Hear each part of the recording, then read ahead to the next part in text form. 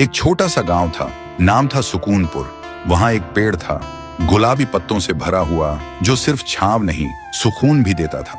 जो भी उस पेड़ के नीचे आकर आराम करता था, हर किसी ने बोला, ये पेड़ में कुछ चमत्कारी है। जब भी इधर रुकता हूँ तो एक सुकून मिलता है।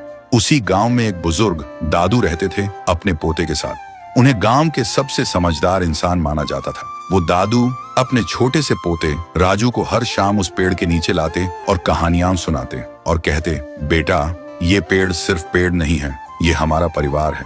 मैंने इसे अपने हाथों से लगाया है और इसने मुझे जिंदगी भर छांव दी है।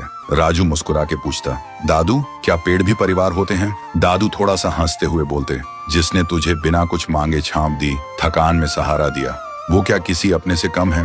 तभी पेड़ से पत्तियां गिरने लगती हैं, जैसे वो खुद सुन रहा हो, जैसे उसकी सांसें भी कहानियों में चल रही हो।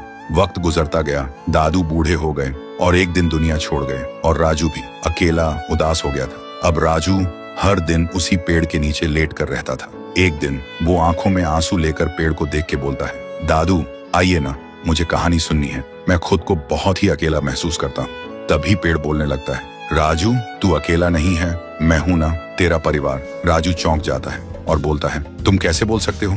तुम तो पेड़ हो। पेड़ ने धीरे से कहा, तेरे दादू ने मुझे इतना प्यार दिया था, हमेशा मुझे परिवार समझा, और आज तुझे यूं टूटा हुआ देख के मेरी रूह कांप गई। मैं कैसे देख सकता हूँ अपने परिवार को ऐसे तन्हा। उसी दिन से राजू फिर से मुस्कुराने लगा था, क्योंकि अब वो अकेला नहीं था। उसके साथ उसका पेड़, उसका परिवार था। वक्त गुजरता गया, राजू बड़ा हुआ और एक दिन शहर चला गया।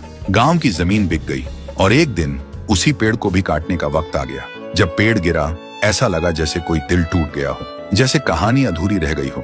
सालों बाद राजू वापस आया और जहां कभी पेड़ था, वहां सिर्फ मिट्टी थी। देखते ही उसके आंसू बहने लगे। उसने धीरे से कहा, दादू, आपने कहा था ये पेड़ मेरा परिवार है, लेकिन मैंने ही इसे छोड़ दिया था। आज मुझे दुनिया की सबसे बड़ी धूप में छांव चाहिए, पर मेरे पास कोई नहीं है।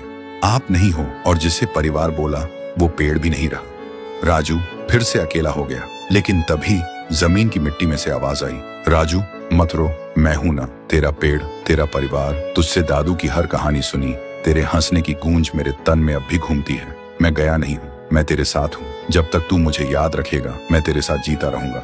राजू चौंक गया, आंखों में आंसू पर एक हल्की सी मुस्कान। उसने वहीं एक छोटा सा पौधा लगाया और एक स्लेट पे लिखा, जिसने बिना कुछ कहे तुझे सब कुछ दिया, उसे कभी मत तोड़ना, चाहे वो पेड़ हो या रिश्ता।